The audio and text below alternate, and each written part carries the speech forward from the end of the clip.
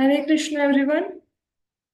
हम लोग सुबह की क्लास में रिवाइज कर रहे हैं आजकल जो हम कथा में सुन के आते हैं।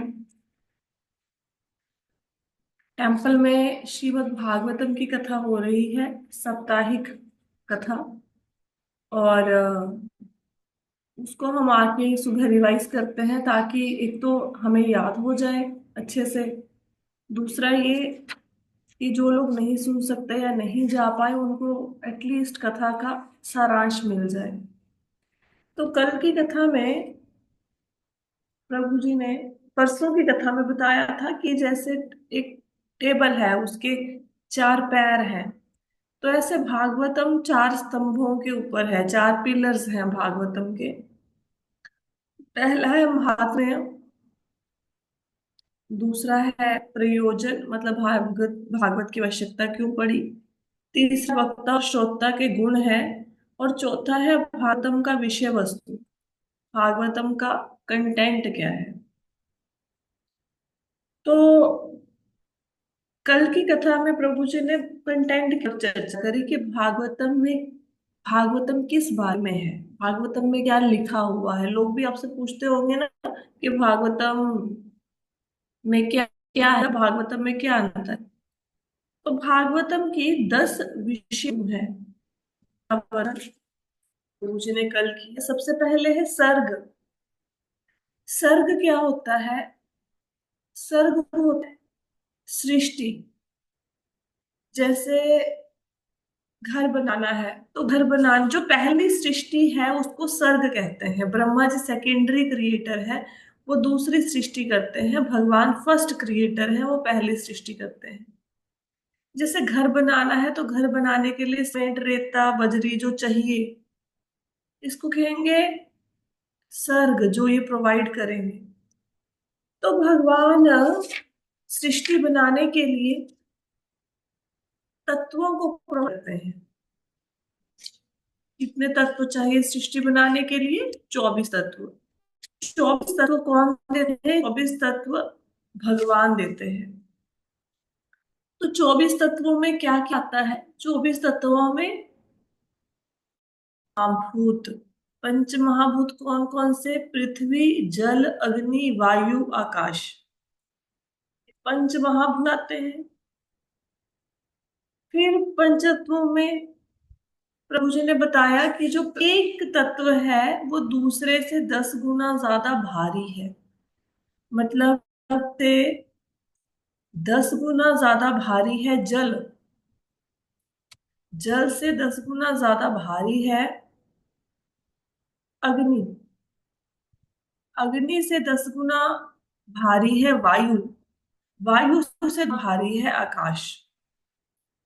तो पृथ्वी, जल, अग्नि, वायु, आकाश, इस सीक्वेंस में जो हर एक तत्व है वो दूसरे से 10 गुना ज्यादा भारी है। एक एग्जाम्पल भी दी थी कि जब बारिश आती है, बाढ़ आती है, तो बड़े बड़े होटल्स कैसे ढह जाते हैं। तो पृथ्वी से 10 गुना भारी है ये, जिसलिए। फिर बताया ये तो पंच महाभूत हो गए। फिर 10 इसमें इंद्रियां आती हैं। हम क्या चर्चा कर रहे हैं? सर्ग की। सर्ग क्या होता है? सृष्टि निर्माण के लिए जिन तत्वों की जरूरत होती है भगवान वो तत्व प्रोवाइड करते हैं।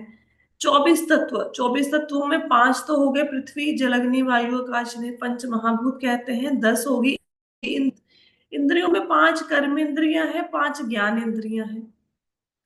कर ज्ञान इंद्रियां कौन सी होती हैं? आंख, कान, नाक, जीभ, त्वचा।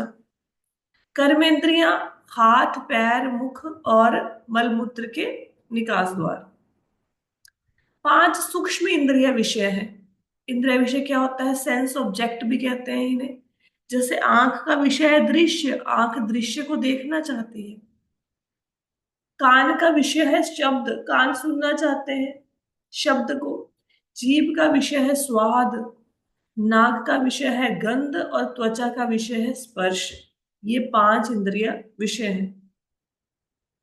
कलकत्ता में मेरे पीछे श्यामा दासी देवी बैठे थे, तो वो हर क्वेश्चन के आंसर उनको पता थे। मैंने सोचा ये हमारी क्लास का कोई स्टूडेंट लगता है, इसने सुना हुआ है।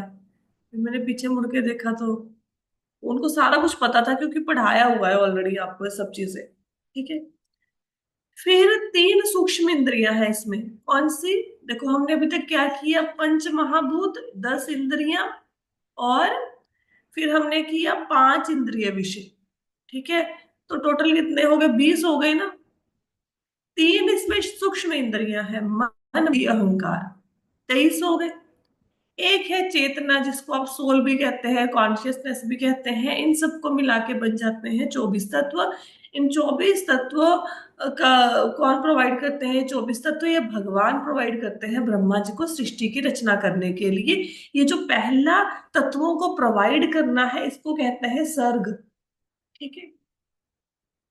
और ये जो तत्व हैं, जैसे मनुष्यों के अंदर भूमि तत्व ज्यादा है, इसलिए हम भूमि पे रहते हैं। प्रभु जी ने बताया, जो पानी में रहने वाले जीव है, जलचर है, मछली है, ऑक्टोपस है, इन सब में जल तत्व ज्यादा है, इसलिए वो जल में रहते हैं। जो हवा में उड़ने वाले पक्षी हैं, उनमें वायु तत्व ज्यादा है। ठीक है। फिर प्रभु जी ने बताया कि जो ब्रह्मा जी है, वो क्या करते हैं? वो करते हैं सेकेंडरी क्रिएशन, विसर्ग। विसर्ग ब्रह्मा जी करते हैं। विसर्ग क्या होता है? कि विसर्ग में जो भगवान ने तत्व दे दिए, उन तत्वों के द्वारा ब्रह्मा जी सृष्टि की रचना करते हैं, प्रजापतियों को जन्म देते हैं। प्रजापति कौन होते हैं? जिनसे सृष्टि आगे बढ़ती है, जो सृष्टि में जनसंख्या को बढ़ाने का काम करते हैं। ठीक है। तो ये सर्ग विसर्ग, ये भागवतम के पहले 2 अध्यायों में इसका वर्णन आपको मिलेगा। फिर कथा में बताया गया कि तीसरे स्कंद में क्या है? तीसरे स्कंद में भगवान कपिल की शिक्षाएं हैं। ये सारे जितने भी भागवतम के कैंटो हैं, किसमें क्या क्या बताया गया है, वो कल प्रभु जी ने कथा में बताया। तो पहले 2 स्कंद, फर्स्ट एंड सेकंड, दोनों में क्या है? सर्ग और विसर्ग। पहली सृष्टि की रचना और दूसरी रचना विसर्ग, जो ब्रह्मा जी ने की। तीसरे स्कंद में करदम मुनि और देवहूति की शादी होती है। देवहूति कौन थी? ये मनु और शत्रुपा की बेटी है। मनु और शत्रुपा हमारे पहले पूर्वज समझ लो, जिनकी हम संतानें हैं। आपने पढ़ा होगा। तो मनु और शत्रुपा के 9 पुत्रियां थी, और एक पुत्र थे भगवान कपिल। तो भगवान कपिल ने अपनी माता देवहूति को वहां पे शिक्षाएं दी हैं। उनका वर्णन भागवतम के 10वें, सॉरी, थर्ड स्कंद में है, थर्ड कैंटो में। फिर चौथे स्कंद में क्या है? चौथे स्कंद में बालक ध्रुव का चरित्र आता है। चौथे स्कंद में ब्रह्मा जी सृष्टि करना आरंभ कर देते हैं, और ध्रुव, बालक ध्रुव का चरित्र आता है। इसमें आपको चरित्र का पता होगा कि उत्तानपाद, इसमें प्रभु जी ने बताया कि मनु और शत्रुपा, जिनकी जो मतलब सबसे पहले मनुष्य जो धरती पर आए, वो मनु और शत्रुपा थे। तो मनु और शत्रुपा हमारे पूर्वज हैं। मनु के 2 बेटे थे, प्रियव्रत और उत्तानपाद। प्रियव्रत अयोध्या के राजा थे, उत्तानपाद कानपुर के राजा थे। उत्तानपाद की 2 रानियां थी, सुरुचि और सुनीति। सुरुचि के बेटे का नाम था उत्तम, सुनीति के बेटे का नाम था ध्रुव। एक दिन सुरुचि का बेटा पिता की गोद में खेल रहा था। ध्रुव ने पिता की गोदी में बैठना चाहा। उस समय सुरुचि वहां खड़ी थी, उसने पिता की गोदी से बालक को उतार दिया। कहा कि तुम्हें मेरे गर्भ से जन्म लेना पड़ेगा, अगर तुम पिता की गोदी में बैठना चाहते हो। तो वो रोता हुआ बालक माँ के पास आया। माता कहती, मैं इसमें तुम्हारी सहायता नहीं कर सकती, भगवान कर सकते हैं। तो उसको प्रेरणा दी, जंगल में जाके भगवान की प्राप्ति की। लेकिन बोला, इसके लिए तुम्हें 3 काम करने होंगे पहले। पहले तो जो अपनी सौतेली माता है उनके प्रति द्वेष का त्याग करना होगा। मन में उनके प्रति गुस्सा लेके तपस्या करने नहीं जाना। दूसरा, अटल विश्वास के साथ जाना। भगवान की प्राप्ति के लिए दृढ़ निश्चय चाहिए। और तीसरा, जो भी साधु महात्मा आएंगे उनको प्रणाम करना। तो ध्रुव सबसे पहले सुरुचि माता के पास गए, उन्हें प्रणाम किया, उनके प्रति जो मन में द्वेष था उसको त्याग दिया। तो क्योंकि ध्रुव महाराज का हृदय शुद्ध हो गया था, तो सुरुचि को भी ध्रुव महाराज पे प्रेम आया, उतना ही प्रेम जितना उसे अपने बेटे पे आता है। सुरुचि ने रोकने की कोशिश करी कि तुम जंगल में मत जाओ, लेकिन ध्रुव महाराज रुके नहीं, बालक ध्रुव नहीं रुका, वो जंगल की तरफ चल पड़े। दूसरा आदेश था, जो साधु महात्मा मिले उसे प्रणाम करते हैं। तो ध्रुव महाराज ने जैसे ही नारद मुनि को देखा तो उसे उन्हें प्रणाम किया। तो फिर जब ये प्रसंग आया तो साथ ही प्रभु जी ने बताया प्रणाम कितनी प्रकार के होते हैं। प्रणाम 4 प्रकार के होते हैं। पहला, कृतांजलि। कृतांजलि में दोनों हाथों को जोड़कर सामने वाले को नमस्कार किया जाता है। दूसरा है नतांग। नतांग में दोनों हाथ जोड़ लिए, साथ में झुका जाता है, झुककर प्रणाम किया जाता है। फिर आता है साष्टांग। साष्टांग प्रणाम में क्या होता है कि दंडवत प्रणाम होता है, जिसमें 2 हाथ, 2 पैर, वक्षस्थल और सिर जमीन को टच करते हैं, मतलब 6 अंग बॉडी के। फिर होता है अष्टांग प्रणाम। अष्टांग प्रणाम में ये 2 हाथ, 2 पैर, वक्षस्थल और सिर तो भूमि को टच करते हैं, दंडवत प्रणाम मतलब। साथ के साथ व्यक्ति मन में भगवान का चिंतन करता है और मुख से भगवान की महिमा गाता है। मन में भगवान का चिंतन और मुख से भगवान की महिमा का गाना, जैसे आप कहते हैं, हे कृष्ण करुणा सिंधु दीनबंधु जगतपते गोपेश गोपिका कांत राधा कांत नमस्तुते। ऐसे जब आप मंदिर में प्रणाम करते हैं तो आप कहते हैं। ये बताया प्रणाम के विषय में। फिर नारद मुनि ने बताया कि बालक यहाँ से चले जाओ, यहाँ पे तो बहुत खतरा है, लेकिन ध्रुव महाराज नहीं माने। और फिर नारद मुनि ने उनको मंत्र दिया, फिर उन्होंने भगवान की प्राप्ति करी। बहुत शॉर्ट में कथा सुनाई थी, डिटेल में नहीं बताई, इतना ही बताया। तो पहले 2 स्कंदों में क्या है, सर्ग और विसर्ग, सृष्टि की रचना भगवान के द्वारा और ब्रह्मा जी के द्वारा। तीसरे में क्या है, भगवान कपिल की शिक्षाएं। चौथे में बालक ध्रुव का चरित्र आएगा। और चौथे स्कंद में क्या है, राजा वेन की कथा आती है, पृथु पृथु पृथु महाराज की कथा आती है।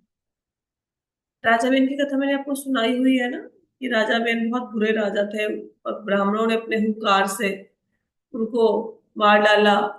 और फिर उनकी जंघा को, मरे हुए शरीर की जंघा को मत कर पृथु महाराज प्रकट हुए थे। पृथु महाराज विष्णु भगवान के अंश हैं। और उन्होंने क्या किया, वो पंजाब में पैदा हुए थे। उन्होंने यहाँ की, पहले भूमि उबड़ खाबड़ थी, ऊंची नीची। तो पृथु महाराज ने इस भूमि को समतल बनाया, प्लेन किया, इसलिए पंजाब की भूमि समतल है, पंजाब हरियाणा की। ये बताया। फिर 5वें स्कंद में क्या वर्णन है, भागवतम के साथ साथ में विषय वस्तु की चर्चा कर रहे हैं हम। कौन कौन सा, सर्ग विसर्ग 2 का वर्णन हमने कर लिया है। फिर आता है स्थान। स्थान का मतलब ये होता है कि कौन सी चीज कहाँ पे रखनी है। जैसे घर बना लिया, तो घर में किचन कहाँ है, बेडरूम कहाँ है, ये हम डिसाइड करते हैं ना। तो इसका वर्णन आता है 5वें स्कंद में। इसमें राजा ऋषभदेव की कथा है। ऋषभदेव के 100 बेटे थे, उन्होंने अपने बेटों को शिक्षाएं दी हैं भगवान की प्राप्ति के विषय में। ऋषभदेव के बेटे महाराज भरत। महाराज भरत की कथा आपने बहुत बार सुनी है, जो बहुत बड़े राजा थे, चक्रवर्ती सम्राट थे। फिर सब कुछ त्याग के वन में चले गए।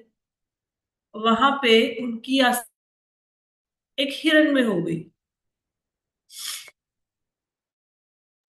फिर मृत्यु के समय पे हिरण का ध्यान आया तो अगले जन्म में हिरण ही बन गए। और फिर हिरण बनकर उन्होंने स्वेच्छा से अपने प्राण त्याग दिए, गंडकी नदी में आधे शरीर को डुबो दिया जल में, जब तक प्राण नहीं निकले वैसे ही रहे। फिर उससे नेक्स्ट जन्म में ब्राह्मण बन गए, ब्राह्मण के परिवार में जन्म हुआ। और फिर भगवान की प्राप्ति की। ये कथा आपने बहुत बार सुनी होगी। फिर वहां पे उनकी भेंट राजा रघुवंश से हुई, जो नेपाल के राजा हैं, उनको शिक्षा दी। इसका वर्णन 5वें स्कंद में आएगा। कौन कौन से विषय वस्तु की चर्चा हुई अब तक भागवतम के? सर्ग, विसर्ग, स्थान। सृष्टि बनाने के लिए जो तत्व चाहिए वो, उन तत्वों से ब्रह्मा जी सृष्टि का निर्माण करते हैं। विसर्ग, स्थान, कौन सा जीव किस स्थान पर रहेगा। ठीक है, इतने सारे जीव हैं, किस जीव को उच्च लोक भेजना है, किसको निम्न लोक भेजना है, ये स्थान में इसका वर्णन। चौथा विषय वस्तु भगवान भागवतम का है पोषणम। पोषणम में भरण पोषण करना। किसी का भरण पोषण करते हैं ना, पेट पालना, ये कौन करते हैं? ये भगवान करते हैं। तो छठे स्कंद में पोषणम का वर्णन है। यहाँ पे प्रभु जी ने कथा भी सुनाई।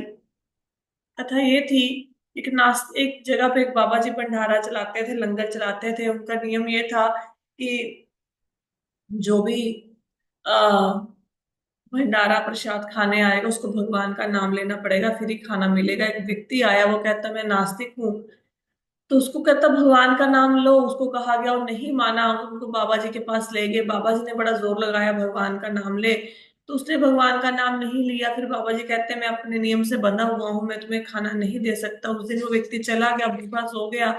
रात को भगवान सपने में आए बाबा के और कहने लगे, रोने लगे।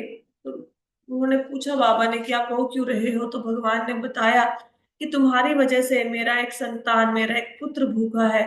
तो बाबा ने बताया कि मेरा नियम है, इसमें मैंने कुछ गलत तो नहीं किया। उन्होंने अपनी सफाई देने की कोशिश करी। तो भगवान ने कहा कि मुझे पता है वो नास्तिक है, लेकिन बचपन से लेके अब तक उस नास्तिक का मैंने कभी हवा पानी भोजन बंद नहीं किया। नास्तिक होते हुए भी मैं उसको सब कुछ दे रहा हूँ। लेकिन तुम्हें एक दिन पता लगा कि वो व्यक्ति नास्तिक है, तुमने उसे भूखा रख दिया। कहने का भाव ये है कि भगवान इतने दयालु हैं। मैं आपको कथा में केवल बताती भी हूँ कि हम चिंता करते हैं कि हमारा रोटी पानी भरण पोषण कैसे चलेगा। बहुत बार चिंता हो जाती है ना, महंगाई है और है, कैसे होगा सब कुछ। तो क्योंकि हम अपने आप को कर्ता मानते हैं। जिस भगवान ने इतना बड़ा किया है, क्या वो बुढ़ापे में साथ नहीं देगा? वो अपने आप अपने भोजन, आपके भोजन पानी की व्यवस्था कर देगा अपने आप। क्योंकि हम लोग अपना भोजन पानी की व्यवस्था नहीं कर रहे, ये भगवान कर रहे हैं। ठीक है, तो भगवान के ऊपर विश्वास रखना चाहिए। भगवान ही भरण पोषण करते हैं, इंसान इंसान का भरण पोषण नहीं कर पाएगा। ये भगवान ही है जो भरण पोषण करते हैं। तो फिर यहाँ पे आया ऊतया। एक जगह पे लक्ष्मी जी की कथा भी बताई थी प्रभु जी ने, शायद आगे आएगी। तो ऊतया का मतलब होता है कर्म वासना। तो कर्म वासना, चलो लक्ष्मी जी की कथा मैं यहाँ पे आपको सुना देती हूँ, भगवान कैसे भरण भरण पोषण करते हैं। तो एक बार लक्ष्मी जी हैं, उन्होंने बोला कि भगवान, लोग कहते हैं कि आप पालनहार हो, आप भरण पोषण करते हो, लेकिन मुझे तो ऐसा लगता है कि मैं सबका पालन पोषण करती हूँ, क्योंकि पालन पोषण के लिए तो पैसे की जरूरत होती है, धन तो मैं प्रोवाइड करती हूँ। तो भगवान कहते हैं कि ठीक है लक्ष्मी माता की, आप ही भरण पोषण करती हैं, मान लिया मैंने भी। फिर भगवान लक्ष्मी जी को लेके गए। एक जगह पे मुर्दा जा रहा था, सब लोग बोल रहे थे राम नाम सत्य है। तो वहां पे लक्ष्मी जी ने धन की बारिश शुरू कर दी, सोने के सिक्के गिरने लग गए। तो लोगों ने मुर्दे को वहीं पे रख दिया, सोने के सिक्के बटोरने शुरू कर दिए, सोने के सिक्के लेके चले गए घर में। तो भगवान ने लक्ष्मी जी को पूछा, लक्ष्मी जी ने बताया भगवान को कि देखो मेरी कितनी महिमा है, लोगों ने मुर्दा छोड़ दिया और मुझे इकट्ठा करना शुरू कर दिया। तो भगवान ने कहा, यह तो धर्म का प्रचार हो रहा है, क्योंकि मुर्दा एक बार उठा लो कंधे पे तो रास्ते में नहीं रखते, उसको शमशान घाट तक लेके जाते हैं, नहीं तो प्रेत योनि हो जाती है। तो लक्ष्मी जी ने भगवान ने लक्ष्मी जी को पूछा कि देखो सब लोगों ने धन को उठाया, लेकिन उस मुर्दे ने धन को क्यों नहीं उठाया। तो लक्ष्मी जी के पास उत्तर नहीं था, वो रोने लगी इस प्रश्न पे। तो भगवान ने बताया, क्योंकि उसके अंदर मैं नहीं हूं, चेतना खत्म हो गई है। तो सारे व्यक्ति तब तक काम कर सकते हैं जब तक भगवान अंदर है, जब तक चेतना है, भगवान निकले चेतना निकली को काम नहीं कर पाओगे। फिर लक्ष्मी जी को पता लगा कि पालन पोषण तो भगवान ही करते हैं। ठीक है। तो अब तक हम लोगों ने भागवतम के कितने विषय वस्तु की चर्चा कर ली?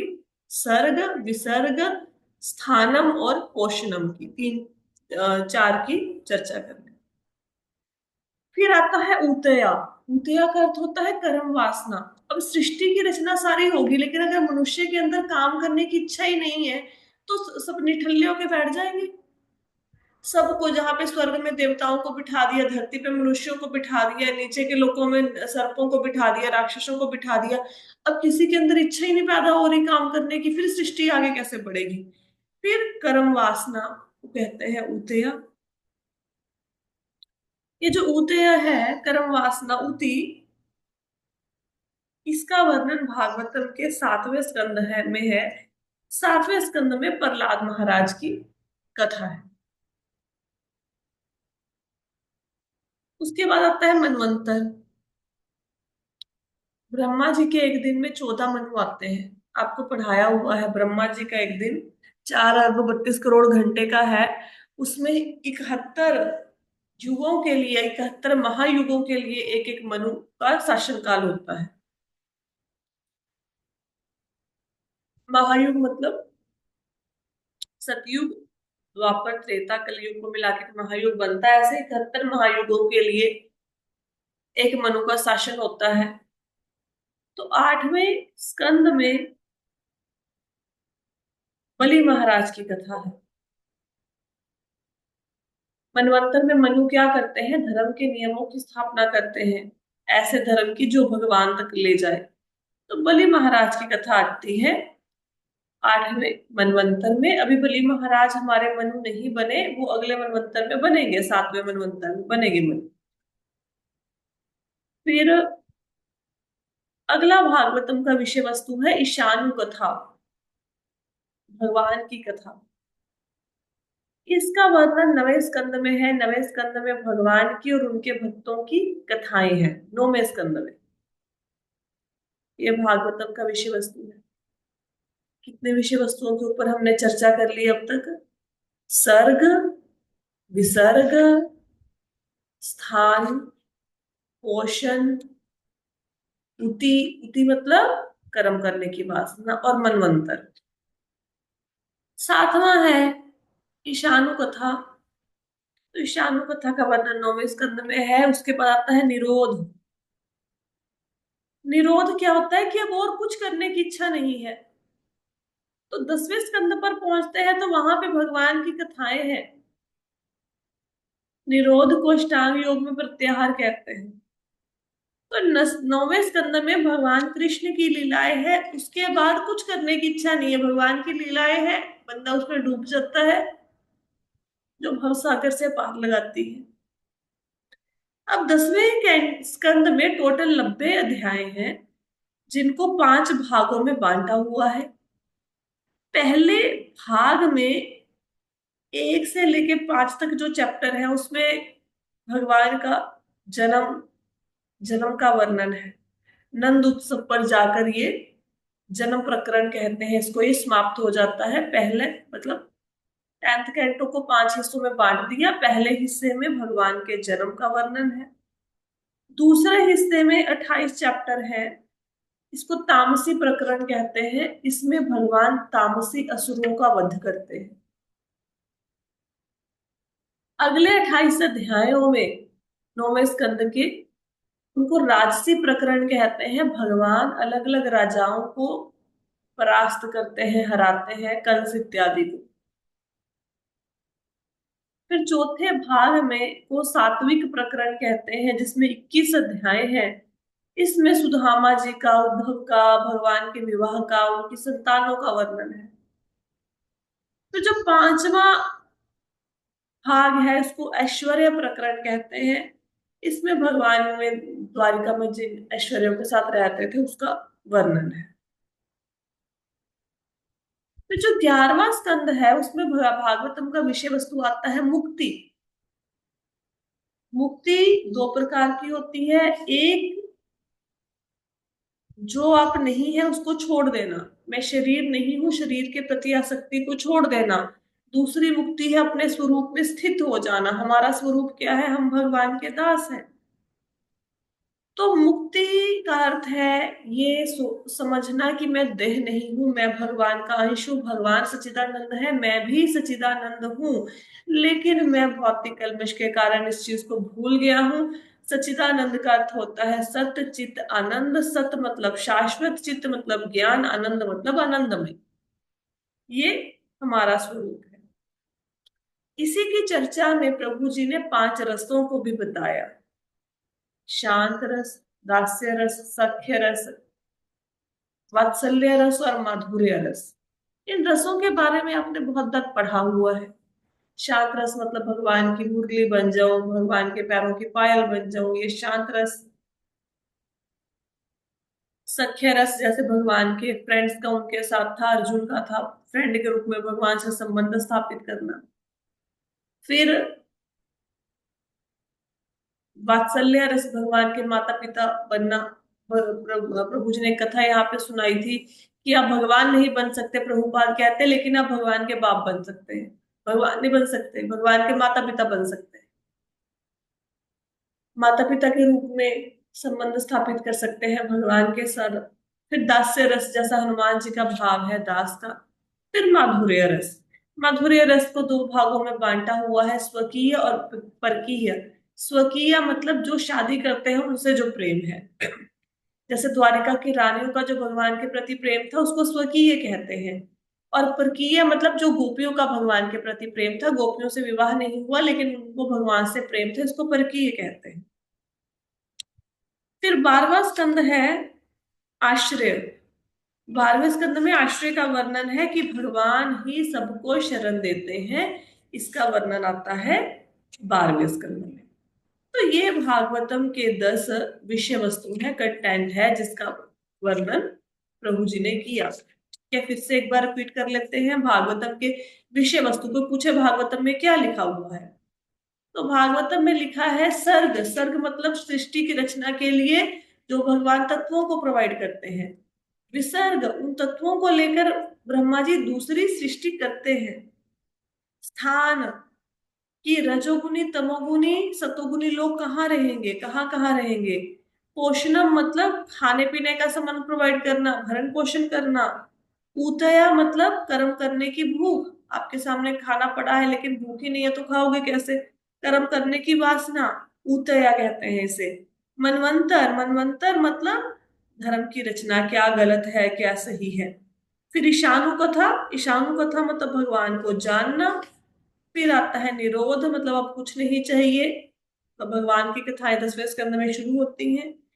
फिर आता है मुक्ति। मुक्ति मतलब मैं देह नहीं, मैं भगवान का अंश हूँ, मुझे उनकी सेवा करनी है। आश्रय 12वें स्कंद में आता है कि भगवान सबके आश्रय है।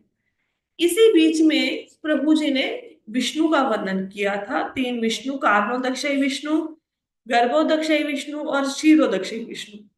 कारणोदक्षय विष्णु जो है वो अकेले शेषनाग की शैया पे लेटे रहते हैं और उनके श्वासों से अनंत कोटि ब्रह्मांड प्रकट होते हैं। उनकी सांसों से अनेकानेक ब्रह्मांड निकलते हैं।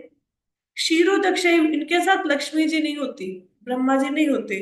क्षीरोदक्षय विष्णु जो होते हैं उनके साथ ब्रह्मा जी के, उनके कमल नाल से फूल निकलता है, कमल का नाभि से कमल का फूल निकलता है। उसके ऊपर ब्रह्मा जी विराजमान है और लक्ष्मी जी उनके चरण दबा रही हैं। और फिर बताया क्षीरोदक्षय विष्णु जो हमारे हृदय में परमात्मा रूप में रहते हैं और ये खड़े हैं। ठीक है। इनके 2 रूप है, एक परमात्मा रूप का जिसमें जैसे हमारे हृदय के अंदर विराजमान है, एक रूप से ये भरण पोषण करते हैं जो जिस रूप से भरण पोषण करते हैं उसमें लक्ष्मी जी हैं, लेकिन जिस रूप में खड़े हैं उसमें लक्ष्मी जी नहीं है। तो लक्ष्मी जी कार्मोदक्ष विष्णु के साथ भी नहीं है, और क्षीरोदक्ष विष्णु जो हमारे हृदय में परमात्मा रूप में खड़े हैं उनके साथ भी नहीं है, लेकिन गर्भोदक्ष विष्णु के साथ लक्ष्मी जी हैं। और क्षीरोदक्ष विष्णु जब आ, एक तो हमारे कर्मों के साक्षी बनते हैं उस समय लक्ष्मी जी नहीं है, लेकिन जब वो भरण पोषण करते हैं तो लक्ष्मी जी उनके साथ हैं। फिर उन्होंने ये भी बताया कि जो ये विष्णु हैं उनके क्या क्या कार्य है। कार्मोदक्ष विष्णु के कार्य है 24 तत्व देना, 24 तत्व पैदा करना जिससे सृष्टि का निर्माण हो। गर्भोदक्ष विष्णु का कार्य है ब्रह्मा जी को जन्म देना। क्षीरोदक्ष विष्णु के दो कार्य हैं, एक हमारे हृदय में परमात्मा रूप में विराजमान है, हमारे कर्मों के साक्षी है, और हमें स्मृति और वसवी स्मृति देते हैं। उनकी वजह से ही हमें सब कुछ याद रहता है, उनकी वजह से ही हम सब कुछ भूल जाते हैं, कि बार को सामान रख के भूल गए। तो विस्मृति उनके कारण है। हमारे सामने 100 लोग खड़े हैं, उनमें से एक व्यक्ति हमारे आगे आता है, हमें उनका नाम याद आ जाता है, तो बाकी 99 का नाम भगवान छिपा लेते हैं। ये स्मृति विस्मृति भगवान देते हैं।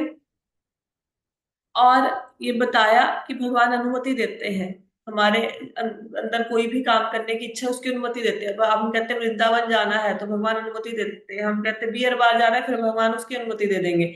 अच्छा बुरा जो भी हम काम करना चाहते हैं भगवान उसकी अनुमति देते हैं। लेकिन इसका मतलब ये नहीं कि सारे कर्म भगवान कर रहे हैं, हम क्यों भुगते, कर्म फल भगवान भुगते ना, क्योंकि इच्छा हम करते हैं काम करने की। ठीक है। और सृष्टि का पालन करते हैं, ये बीच में भगवान ने सब विष्णु जी के बारे में बताया था।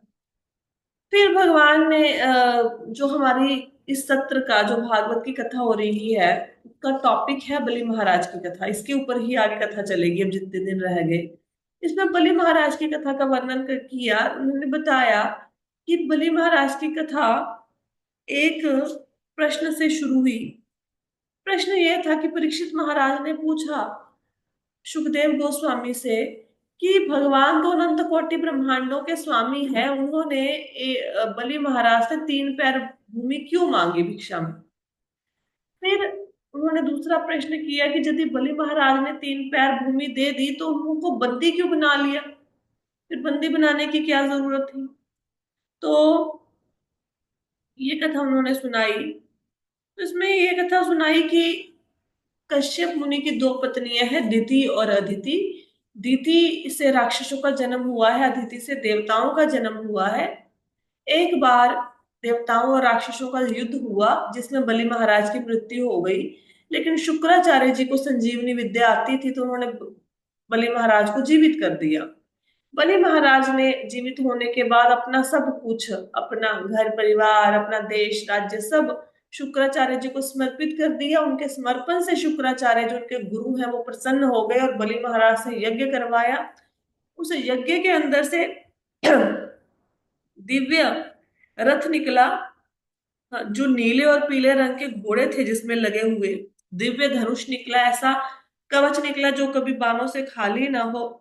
वहां से बलि महाराज के दादाजी प्रहलाद महाराज प्रकट हुए। प्रहलाद महाराज के बेटे विरोचन, विरोचन के बेटे बलि, उनके दादाजी प्रकट हुए। उन्होंने उनको एक ऐसी माला दी जो जिसके फूल कभी मुरझाते नहीं है। और बलि महाराज को शुक्राचार्य जी ने एक जल से सिंचित वो दिया, शंख दिया। बलि महाराज उन सारी चीजों को लेकर स्वर्ग पर चढ़ाई करने के लिए निकल गए। वो स्वर्ग की राजधानी अमरावती में पहुंचे तो जितनी चीजें वहां थी वहां सब कांपने लगी, क्योंकि बलि महाराज का तेज इतना था, उनके गुरु की उनके ऊपर कृपा थी। देवराज इंद्र ने पूछा अपने गुरु से कि बलि महाराज में इतना तेज कहाँ से आया। तो बृहस्पति जो जो देवताओं के गुरु हैं उन्होंने बोला बलि महाराज में शुक्राचार्य की कृपा से ये तेज आया। तो इंद्र को बताया कि अब तुम इन्हें नहीं हरा पाओगे इस समय बलि महाराज को। तो इंद्र ने बोला फिर हम क्या करें। तो कहते उनको बोला कि स्वर्ग छोड़ के भाग जाओ। तो इंद्र ने कहा कब तक भाग जाए। तो बृहस्पति कहते कि अभी समय तुम्हारे अनुकूल नहीं है, ये ब्राह्मणों की कृपा से इतना इसका यश है, इन्होंने शुक्राचार्य जिसके ऊपर प्रसन्न है इसलिए इतना ऐश्वर्य इसके पास शक्ति आई है। जब शुक्राचार्य जिसके प्रति गुस्से हो जाएंगे या ब्राह्मणों के प्रति ये कोई अपराध करेंगे ये सारी शक्ति चली जाएगी, तब तक आप लोग यहाँ पे रहो, छुप के रहो, कहीं भाग जाओ। तो देवता छुप गए, लेकिन देवताओं की जो माता थी अदिति, उन्होंने जब अपने पुत्रों की हालत देखी, उनको बड़ा